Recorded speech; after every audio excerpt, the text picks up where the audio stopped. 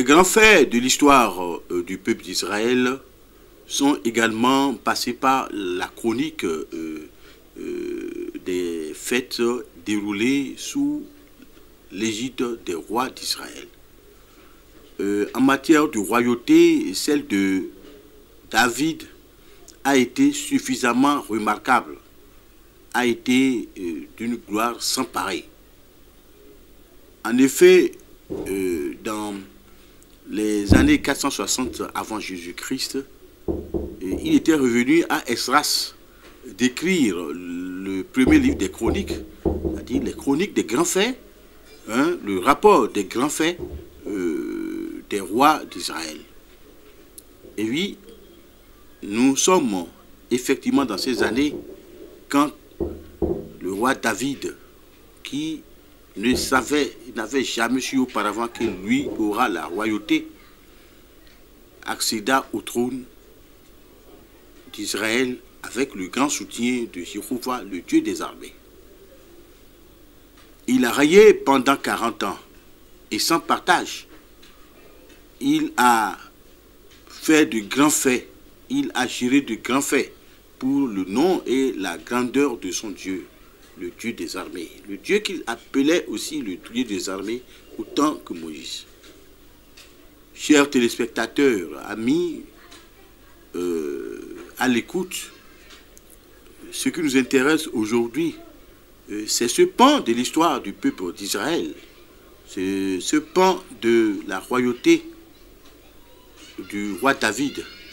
Et ce pan de l'histoire du roi David qui aura dû évoluer sur son fils Salomon en ce qui concerne la mise en place d'abord du temple, du grand temple qui serait dédié à Jéhovah, le Dieu des armées. Le temple de Dieu, c'est le sujet qui nous intéresse en ce moment-là. Il était dit, apportons du bois, bâtissons la maison de l'Éternel. Apportons donc du bois et bâtissons la maison de l'Éternel. C'est le thème de notre enseignement d'à présent. Chers amis, chers téléspectateurs, tout un chacun a eu des maisons. Certainement, chacun a eu sa maison. Les hommes sur la terre ont eu leur hutte à un moment donné pour s'y abriter. Ils ont eu leur cabane pour s'y abriter. Ben, de nos jours, les gens ont leurs édifices pour qu'ils les abritent. Mais les édifices des hommes n'ont pas les mêmes caractéristiques, les mêmes luxes. C'est-à-dire autant que quelqu'un obtient de la grandeur, de la suffisante, il construit sa maison en conséquence. Mais que dirions-nous de la maison de l'Éternel? Que la maison de l'Éternel que David avait opté de bâtir en l'honneur de son Dieu, le Dieu qui a fait de lui roi. C'est de ça qu'il est en train de s'agir en ce moment à partir de notre enseignement. David avait cet amour fort en lui de construire d'abord un temple pour l'Éternel, le Dieu de sa victoire, le Dieu qui l'a rendu grand aux yeux des nations de son temps. Et oui, ce Dieu-là avait aussi droit à un repère d'habitation sur la terre. Il était question bien avant ces édifices, ces concepts d'édifices. Les temples de la rencontre, par exemple, c'est des mots qui ont existé. Le lieu du tabernacle. Bon, la synagogue, c'était venu un peu plus tard. Et puis, dans tous les cas, il était question de temple pour l'Éternel. Le lieu où on doit se retrouver pour adorer l'Éternel. David avait eu ce souci de mettre en place d'abord un tel temple. Mais est-ce qu'il y parviendra? Parce que rattrapé par l'âge, rattrapé par la vieillesse, rattrapé par le temps, rattrapé par les occupations quotidiennes pour asseoir sa royauté aux yeux des autres nations qui environnaient Israël. Alléluia. Voilà, le décor est alors planté pour que nous puissions nous y prononcer. Ben, vous savez, le temple n'avait pas commencé à être érigé de manière visible au jour de David. Mais, se sentant vieux, il fit la recommandation ferme à son fils, qui allait devenir aussi roi en ces lieux et places. Il s'agissait de Salomon, pour dire: ce feu m'est cher, construis le temple de l'Éternel. Voilà, j'ai déjà emmagasiné beaucoup de fortune. Écoutez, il a réuni tout son or, il a réuni ses pierres, il a réuni c'est-à-dire ses granits, il a réuni, c'est-à-dire tous les matériaux précieux de sa possession, et il dit: oui, c'est pour le temple de l'Éternel. Et oui, mais s'agissant de David, c'est un peu cela. Tout ce qui est beau de ses richesses a été colmaté pour pouvoir être déposé pour le temple qu'il décidait d'ériger en l'honneur de son Dieu, le Dieu de l'éternité, le Dieu éternel. Mais des édits étaient délivrés par lui vis-à-vis des chefs du peuple. Les chefs du peuple, eux autres, ils amenaient, c'est-à-dire, ils amenaient des milliers de bois. Ils amenaient, c'est-à-dire, des milliers, c'est-à-dire, de pierres. Ils amenaient des offrandes, c'est-à-dire, de part et d'autre.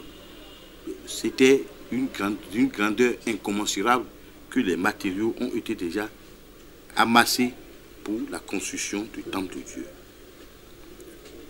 Maintenant, dans le peuple, les princes, les princes, les grands princes du royaume aussi avaient amené beaucoup de pierres qui étaient entassées. Ces pierres étant entassées pour être mises à la disposition, c'est-à-dire de David pour construire son temple. Mais ce n'est pas David qui construirait ce temple en définitive, parce que Dieu avait son sentence déjà sur David, qu'il dit: tu ne vas pas construire le temple, mais c'est ton fils qui construira ce temple-là. Et puis, oui, Dieu a ses raisons que nous ne pouvons pas qu'à critiquer. Sinon, David a tout apprêté pour le temple. Ben, une autre royauté était déjà en train de poindre. La recommandation du roi David, c'est que, vu l'âge suffisamment jeune de Salomon pour monter au trône, est-ce qu'il pouvait construire ce temple-là? Il ne pouvait pas. Est-ce qu'il pouvait construire ce temple-là? Est-ce qu'il pouvait vraiment construire ce temple-là? C'était l'inquiétude de tout père, naturellement. L'inquiétude de tout père, naturellement, c'était que la décision de construire ce temple soit quand même bien exultée par lui. Et jusqu'à sa mort, au bout d'un règne ayant duré 40 ans, 40 ans de royauté, 40 ans rencontrés par la vieillesse, il tenait toujours à la construction d'abord du temple de Dieu, une maison pour l'Éternel. Voilà ce qui a été, du point de vue historique, ce qu'il en a été, c'est-à-dire en ce qui concerne la construction du temple, c'est-à-dire que David avait décidé. Nous ne sommes pas des enfants d'Israël aujourd'hui, mais nous avons aussi des temples. Nous avons aussi des édifices que nous érigeons, c'est-à-dire en faveur et en l'honneur de notre Dieu. Ces édifices sont là. Il y en a de toutes les natures, il y en a de tous les luxes, il y en a de toutes les splendeurs. Et ces temples, ces synagogues, ces chapelles, ces paroisses sont construites et continuent d'être construites. Pas pour loger les hommes dans leur gloire, mais pour loger d'abord le culte de Dieu. C'est ce qui doit naturellement nous intéresser. Et nous étions précisément dans Chroniques, chapitre 29, des versets 1 jusqu'à 9, qui décrivait les instances d'abord de la décision par laquelle David décidait de construire ce temple avant de mourir.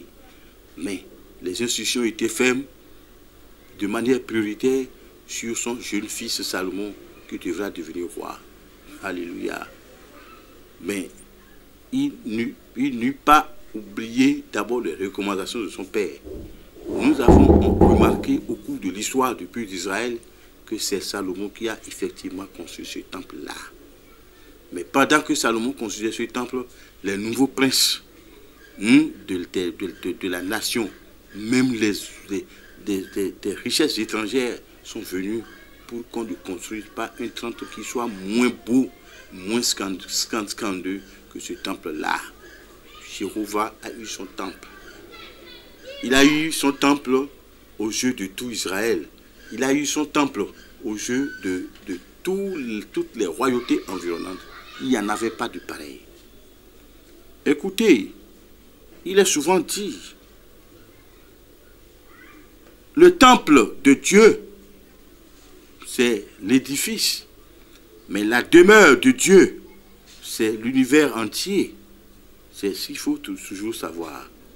Ben, Dieu avait son piédestal sur la terre, mais du haut des cieux et dans l'univers incontrôlable des yeux de l'homme, Dieu a aussi toujours sa demeure. Dieu a le monde comme marchepied. C'est l'esprit que nous devons pouvoir développer à travers cet enseignement. Dieu est assez grand pour ne pas rester dans un temple, dans un édifice fait de la main des hommes. Mais cet édifice fait de la main des hommes a été un édifice en l'honneur surtout de Dieu. Et ça s'arrête là.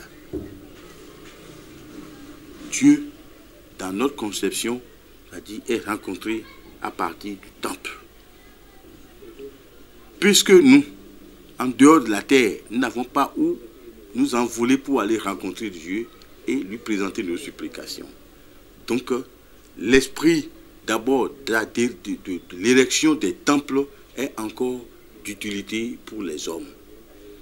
Dieu étant dans l'étendue où éclate sa puissance, c'est-à-dire où il devait recevoir des louanges des hommes de la terre, c'est-à-dire ces louanges-là seront présentées à l'Éternel dans son temple, dans sa synagogue, dans sa chapelle. Alléluia. Nous devons apporter, selon les Actes des Apôtres, en son chapitre 20, des versets 34 à 36, nous devions apporter d'abord pour le ministère divin, d'abord nos moyens. Mais vous savez, en évaluation par rapport au temple de ce que Salomon a construit, les évaluations sur les mondes modernes ont pu être mises en comparaison, par exemple. Mais vous savez, les premiers moyens apportés par son père David faisaient, c'est-à-dire à la lumière du franc français, 7 millions de francs français pour un seul temple. Mais les princes, quant à eux, ont cotisé de manière convertie de nos jours le 1 milliard de francs français, par exemple. Convertissons dans notre franc CFA et convertissons en euros et nous allons voir, c'est-à-dire bien sûr, la grandeur et la richesse de ce temple. Il n'en aura plus. Le temple dédié à Dieu n'a pas eu de pareil sur la terre.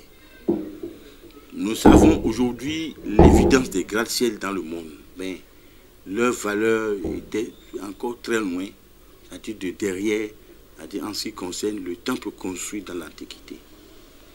Nous avons les grands holdings, c'est-à-dire du monde d'aujourd'hui, les édifices des grands cartels du monde d'aujourd'hui.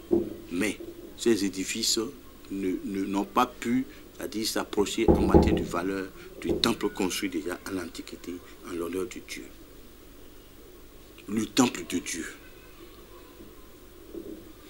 Le temple de Dieu aujourd'hui dans notre compréhension ne concerne pas seulement les édifices, mais les grands apports, tous les apports des hommes pour l'œuvre de l'Éternel, pour l'œuvre de Dieu. Ben, mon frère, ma soeur, quel est l'apport que tu mets de côté pour soutenir d'abord le nom de Dieu, l'Éternel, tout au cours de ta vie? C'est ce que nous devions nous demander.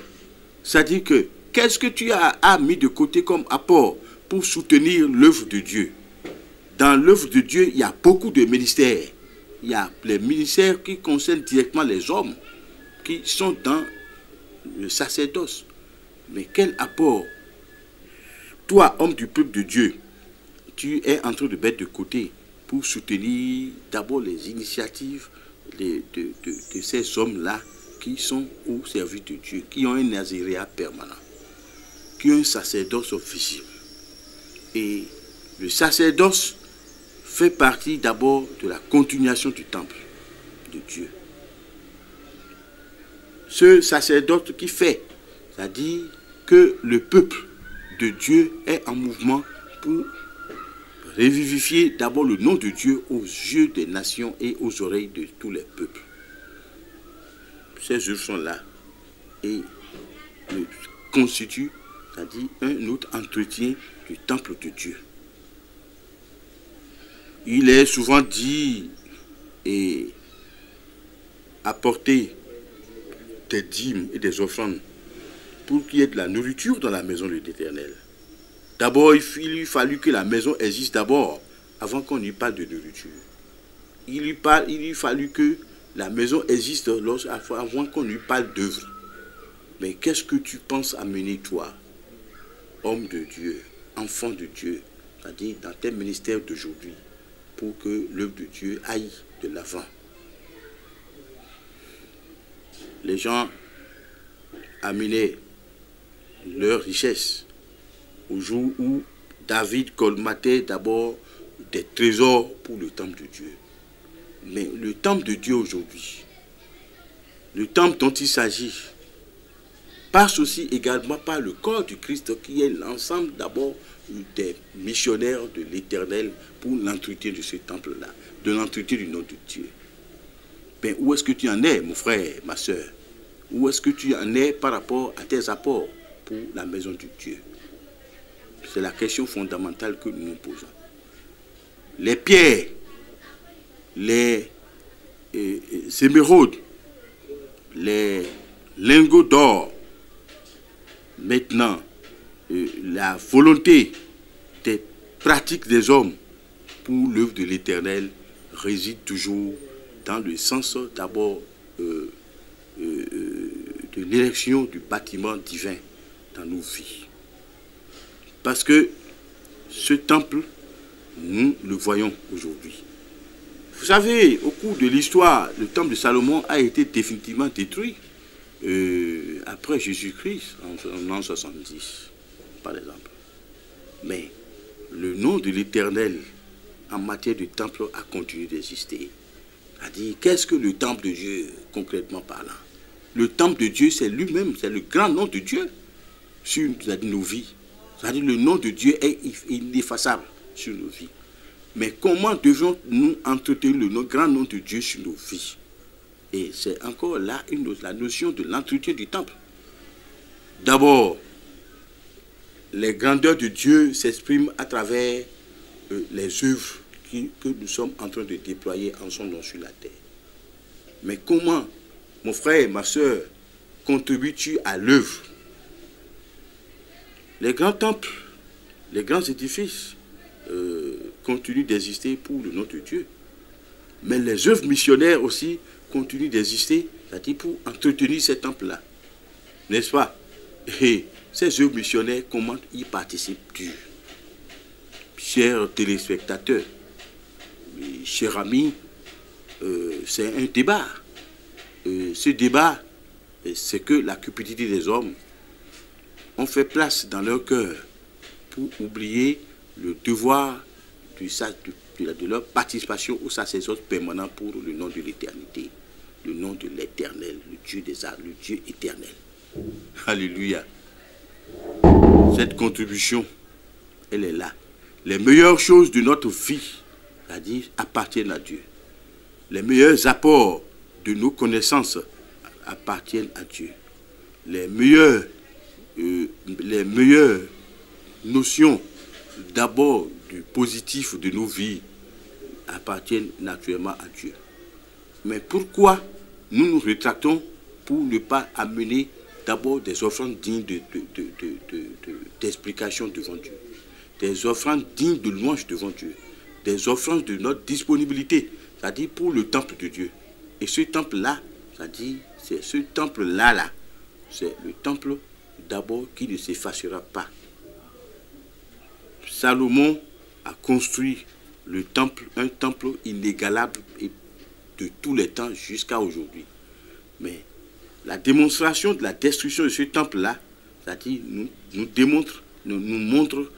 nous amène à voir que le véritable temple de Dieu, c'est l'homme même.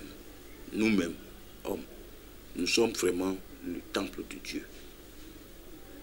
L'essor de l'humanité, la promotion de l'humanité, la promotion du genre humain, c'est-à-dire à travers la connaissance de la grandeur de Dieu, c'est-à-dire fait aussi partie d'abord des efforts des hommes en contribution pour le temple de l'éternité. Le Dieu d'amour, c'est un Dieu grand, un Dieu puissant, un Dieu fort, un Dieu présent. Présent pour scruter nos œuvres. Pour scruter nos œuvres. Les grandes œuvres des hommes constituent en réalité une expression utile par rapport au temple de l'éternité. Il y a les temples visibles, il y a les temples invisibles. Le temple visible est là, c'est la chapelle du village ou de la ville à laquelle nous contribuons. C'est-à-dire nous inscrivons nos noms, on dit tel a amené tant, tel a amené tant et tel a amené tant. Ben, toi, l'apport moral que tu dois amener pour la grandeur du nom de Dieu, ça fait partie d'abord des composantes de tes avoirs, d'abord dans le compte, dans la grande banque de Dieu par rapport à son édifice. Dieu d'amour, tu es un Dieu fort, tu es un Dieu grand, tu es un Dieu miséricordieux. Ben, cet enseignement que nous sommes en train de livrer par rapport au temple là, c'est-à-dire nous amène à la réflexion du temple du futur, le temple de l'éternité, la vie éternelle, qui est l'expression du temple de Dieu sur nous-mêmes, sur nos vies. Le temple de Dieu présent dans l'homme, le temple que nous n'allons pas altérer, le temple que nous allons préserver de la souillure, le temple que nous allons préserver d'abord des mondanités. Et ce temple-là, c'est la vie éternelle. Le temple de la vie éternelle, plus précisément. Le temple sous lequel nous devons rester pour une vie éternelle au jour du royaume des cieux. Que Dieu vous bénisse. Oshofa Prise TV. Tout pour la gloire de l'Éternel, Dieu de Shofa.